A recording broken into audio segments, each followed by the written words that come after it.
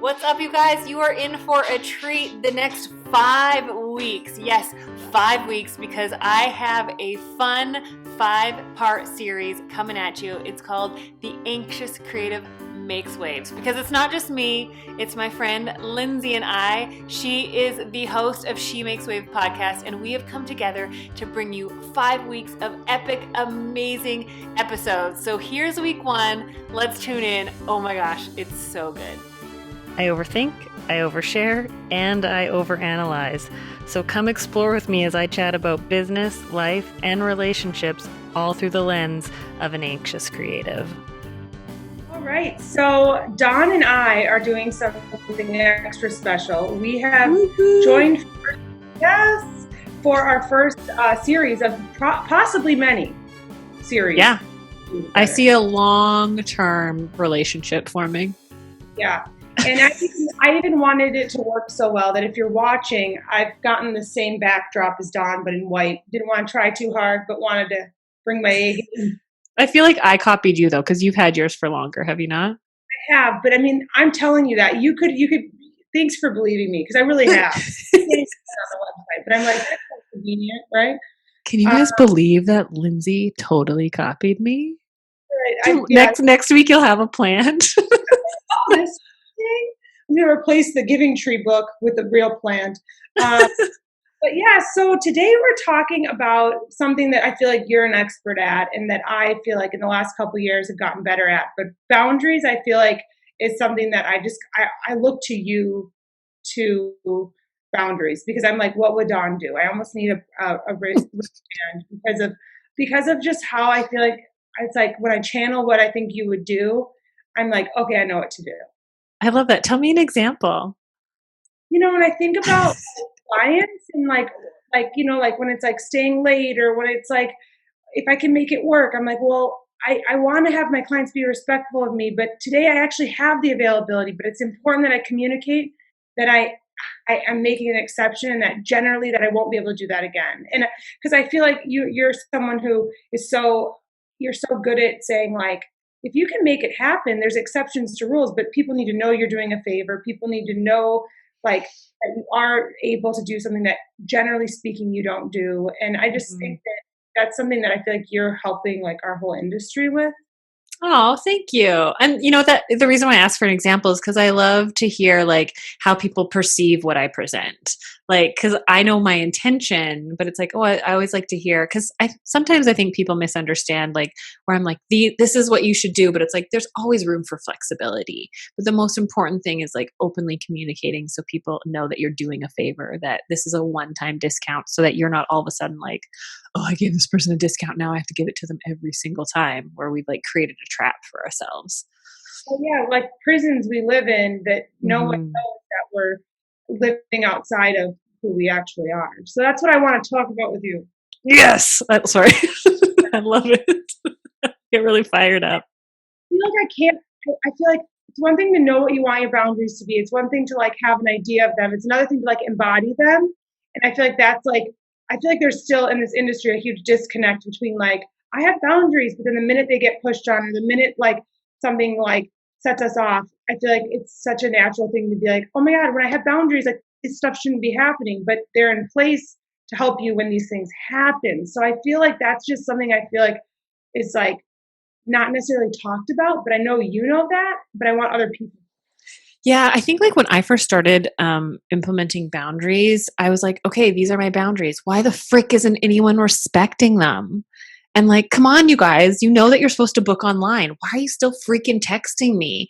And the hardest lesson I had to learn was like, oh, boundaries don't work unless I follow them too. Like I need to set my boundaries and I need to follow through on them. It's not about setting them and people magically know that they should respect them. It's like, one, I've taught people how to treat me. We've gotten into this unconscious dance of like, they know that my next step is always this. Now I'm changing the dance. And if I haven't told them, hey, I'm going to go do the foxtrot instead of the tango, I know, those are just the first two that pop in my head always. I don't even know what the foxtrot looks like. Really different dances. What's that? Sound like very different dances. Yeah. So like if you've been doing the tango with your client, And then all of a sudden you're changing the dance and you literally don't tell them and you start doing different steps, they're going to be like, wait, what? No, you always do this. But and there's like so many different ways to go about it. You could also say like, hey, I'm going to go do the foxtrot. And they might be like, oh, well, am I invited over to do the foxtrot? Like, I'm really confused because you just told me this is what you're doing, but I don't know if you want me over there. Or if you're like doing the tango and you go, hey, I just want to let you know that I'm going to start doing the foxtrot and it's different steps and we might be a little uncomfortable. We might not know how to, like, we might step on each other's toes a little bit, but I want you to come along and it'll become second nature eventually. And that's kind of like when you put up boundaries and when you shift things, the more you communicate and the more you preemptively let somebody know things are going to change. And I know we're in this dance. And so we might fall into wanting to try to do those steps again. And so I'll just gently remind you, no, we're doing the foxtrot now. And if you don't want to come over and do the foxtrot, that's okay. I'll miss you. It's been great knowing you, but this is the dance I'm going to do now. Yeah, because I don't know if I realized that when I decided to have boundaries that like there was going to be a discomfort involved in them as much as there is. Yeah. I actually just this morning when we're recording this was on Instagram Live talking about how people pleasers are often the most passive aggressive because we want, yeah, you agree? Yeah, hard truth. People pleasers are the most passive aggressive. And I was like, I know this isn't a fun thing to hear, but we use passive aggressiveness to remove the discomfort of having a direct conversation. But what passive aggressiveness does is the exact opposite of what we want to do. It creates friction. It's aggressive. It's cowardly. And what was the other word that I used this morning? There's three of them, but it's like, it is aggressive, it's cowardly, and it comes across the wrong way when we want to come across as caring, but we're frustrated and we don't know how to have constructive conversations. And so we go to try and roundabout tell someone, oh, and what it does, it's cowardly in the sense of you being passive aggressive gives you an out of if that person calls you out, like, was your Instagram story about cancellations directed towards me because I late canceled on you today? Oh no. It's not I was just posting my policy. It gives us an escape. And yet we know, like, and I used to be a really passive aggressive person and I come from a family that uses passive aggressive to deal with things because it makes us the innocent one and we're not responsible. And it takes the reason why we do it is it takes that discomfort away. And lots of times we don't even know we're doing it. It's second nature. It's something that's been handed down generationally. It's something that we would be like, oh, I would never try it. No. But I really hope you're reading between the lines and understanding what I'm telling you right now. Right? No, when you were saying that, it makes me think of, I've heard something similar. Like I would say my way of doing it was through sarcasm. Yep. But sarcasm is rage undercover. And I'm like, I've become a less sarcastic person. I mean, I'll have fun with you and I'll be like, listen, Dawn. And that's me being a little sarcastic, but I'm not sarcastic in the same way because it actually was like me being, I mean, mixed with passive aggressive, but it was like, kind of like rage undercover. It was like, I'm frustrated, but it's like, oh no, whatever works for you works for me. It's like, oh my God, that's true. You know, like, why don't you know what you need? It's just crazy. Absolutely. And I think that's the thing is like our sarcasm, like I come from a very sarcastic family and like me and you like can be sarcastic, but you can feel when the sarcasm is different. Edge. Yeah. You can feel when it's like kind of like digging the elbow in a little bit. And people can sense that. And we use it because I think it's like our inner child or like that little person being like, I need to be heard, but I have never learned the skills on how I've just been taught to stay quiet. So it's like the way to like, we're boiling over inside. And it's a way to let it release it out without being direct so that we don't hurt somebody else when really we do so much more damage with passive aggressiveness and sarcasm. But like I said, like some of the sweetest people are the most passive aggressive. But there's always like the opt out of like, I'm so sorry that you thought that's what I was saying. Uh-huh. And it's like, no, you were saying it, but I get it. Cause that used to be me. Well, like when you've been there, you're more compassionate about it. Absolutely. That the passive aggressive and that stuff comes because of a lack of boundaries, and then it kind of just spills over, and then and then like by the time we set boundaries, we're setting them from like a passive aggressive stance of like, I can't do that anymore. Yeah, I think so. Like, I think, like, especially as women, I think it's changing rapidly, but we were taught to like make everyone comfortable, make everyone happy. And to the point of not making ourselves happy. I know you and I have talked about this. And so when we don't have, when we think we're not allowed to have boundaries because we come last and we're here to serve and we're here to accommodate others, we've never been taught to prioritize ourselves. And then we get so tired, so exhausted, and so like at the end of our rope that's when like that passive aggressive stuff comes out. It's like, I wish I could tell you this, but I've been taught that I can't. But I'm so freaking frustrated right now that I need an outlet. Or like, like how can I do this that I can tell you exactly what I'm thinking without actually telling you directly what I'm thinking. So I can have that release without this fear of conflict. Yeah, because I was golfing a while ago with these strangers. They were both psychologists. And I decided to stop golfing and just walk alongside them. And like everyone was like, "Are you gonna hit here?" And I was like, "No, not with these two for 2 hours. I'm gonna ask them every question." And they said resentment is people say, I was saying a lot of hairstylists say they're angry. And she said, no, they're not angry. They're operating from a place of subtraction to themselves, and that's called resentment. And Mm-hmm. wow, I've never heard somebody explain it in that way, but it was a game changer for me. Yeah, subtraction of yourself. Because I always say, like, I used to get resentful of my clients, like asking me to work late, coming in on my day off, and I'm like, who's allowing it? Like they're just asking. And as soon as I realized, like I always say, like I used to think the only answer to a question was yes. Hmm. Right. And then real because that's the people pleaser. Like someone asks something of you, you say yes. You don't say no to somebody. Like you make sure, blah, blah, blah, blah, blah. And so when I would get angry for someone just asking me something, but okay, this is going to go off on a little bit of a tangent. I would only ask something of somebody if I thought that they should say yes. So if someone ever said no, I was like, excuse me, you're supposed to say yes. But I wouldn't ask questions unless I felt it was a yes answer. So Same thing. I even to this day, like I would think to myself, I would only ask people something that I think is reasonable to have done, but that's reasonable in my world. Whereas yeah, like I think some people, I'm like, oh my God, people ask me things that I would never ask of them, but they're just operating from their reality and like it's worked for them maybe. Like, yeah, and maybe sometimes when they ask, and you always say, which it's like one of the Dawn things I hold on to is like some people see no harm in asking. I personally have operated from a standpoint of I do see harm in asking unless I think it's reasonable. And yeah. that's my vantage point. That doesn't mean it's reasonable for everyone. Absolutely. And so that's why when people would ask me a question, I was like, they think that I should say yes to this?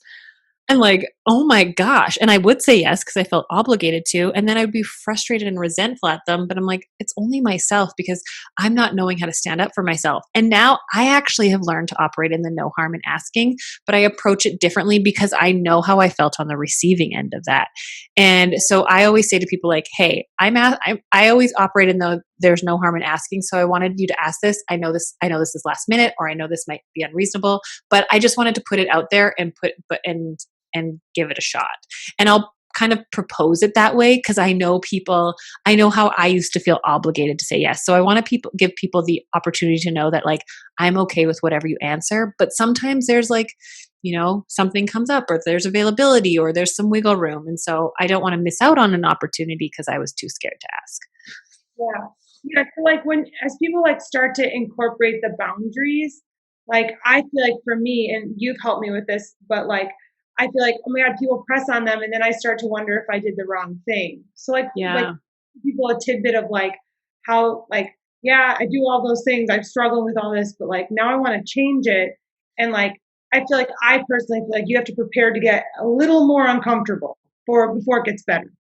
Yeah, like setting boundaries. I remember the first time a therapist talked to me about boundaries, and she like was a therapist that rubbed me all the wrong way, and I didn't ever go back to her. But she brought out a whiteboard, And she said, putting up walls is like drawing a line between like you and a person. Like there's nothing can go through. It's a wall, you're separated. And then she's like, having no boundaries is like, there's nothing there. Anything can go back and forth between the two. But with a boundary, and then she did like a dot, like a dashed line. She's like, some things can come through at certain places and other things are not. So you're showing them where the open door is. It's not that you're closing all the doors on them. You're saying you can't enter in this door, but you can come in through this door. And so it was really, really hard because, like I said, when you have that unconscious stance, and this was in my personal life, I was dealing with stuff at the time, is when you have that pattern with someone, like what we want to do is because we haven't learned how to communicate effectively and properly, is that we just want them to mind read and read between the lines and understand where we're coming from. But people don't know us. They don't know our inner workings. Like we see the world from inside ourselves and the perspective from behind our own eyes, where everyone else is seeing the world from behind their own eyes. So what we feel so deeply, we kind of think other people know it all, but they don't. And like, I know this is going off on a tangent again. I'm like queen of tangents, but I remember my first job ever was at A&W. And I, like 6 months later, a couple of girls were like, man, when you first started here, I thought you were a total bitch. And I was like, oh, I was actually like having an internal panic attack every single shift I came. But I'm the kind of person and that's like been a reoccurring theme in my life that people have told me, like, when I first met you, I thought you were super standoffish, because when I'm uncomfortable in a new scenario, especially like social anxiety, like large groups of people or like newness to me, I don't like do like this shy girl. I do the like, okay, look confident, Dawn. Me too. And so then it comes across as this like hard exterior of like, no, look confident, but I'm really panicking on the outside. So I'm not personable. I'm not interacting. Like I'm way better one-on-one with people or in like 10 people or less groups than I am like walking into a situation. So feeling that misunderstood.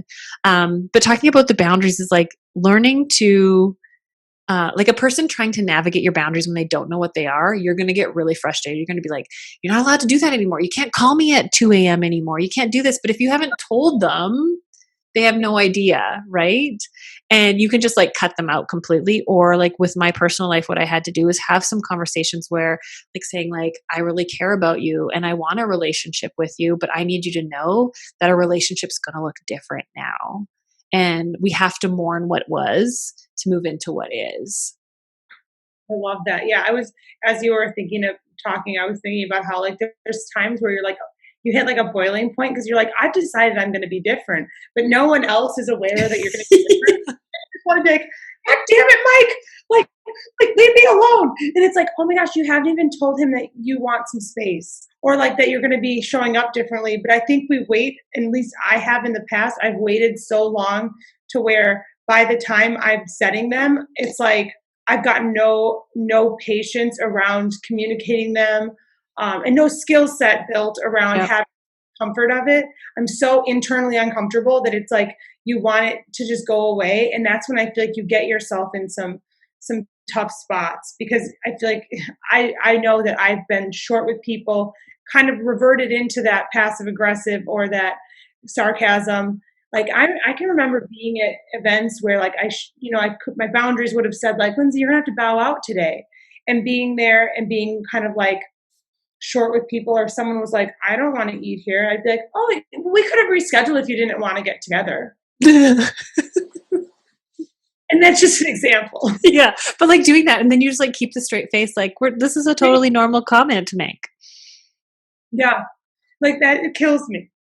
Like I feel like I would have done, and I'm sure I've done this, being like, oh, you don't see anything on the menu you want? Well, we could all pack up all of our stuff and go to another one if you want, if that would better suit you. And your face. And that's how I would say it, right? So I guess people should just feel less alone, because I feel like I've kind of not like realizing like, oh my God, like other people do this. Mm-hmm. Yeah. And then like, I think of like a pure example. I remember one time like planning to go for nachos with some friends, and this one girl who had admitted to me that she's really manipulative. And like, as soon as like manipulative people, like I just like irks me. And so the fact that she's like, I know I'm manipulative, like had me on guard. And she was like doing these little hints about like how she didn't want to go to the restaurant that we were going to. And I could see her trying to be like, like, I don't know if I'll be able to come. Like, that's pretty like this. And I was like, okay, well, we'll miss you. And I was like, I'm staying, like, it's kind of like me more standing firm on my boundaries rather than to accommodate someone who was trying to manipulate us to go to where she wanted to go. I was like, I planned this. This is my thing. Like, if you don't, and like, and being okay with if someone's not going to come, if it doesn't suit them, then okay, I'm so sorry, you'll miss out. Yeah, I think And she came. yeah, it's such a good point though, because I think some people aren't worth having the like conversation with. Like standing in your boundaries with some people is not explaining them and being like, okay, well, if you don't want to, if you can't make it, we understand. Like that's not passive aggressive, but like for some, there's like, I feel like there's like different scenarios. Like if you want a friendship with this person or you really want to have it work with them, and you think that they are people that can handle that kind of feedback, I feel like you have the conversation. But for me, there are people in my life today that I'm going to have no conversation around how I'm showing up differently because the capacity for this person has isn't there. Yeah. And that's our 20 minutes. It just rang. That was, we'll end on that note. Hang in there. You've got boundaries. Make it happen. You got this. I hope this was inspirational for all of you guys. We are doing, if we haven't already explained it, we're doing what? Snappy episodes? Yeah, Snappy? they're to the point. They're giving you a lot of information in 20 minutes. Yeah. Welcome to the series, The Anxious Creative Makes Waves. Love it.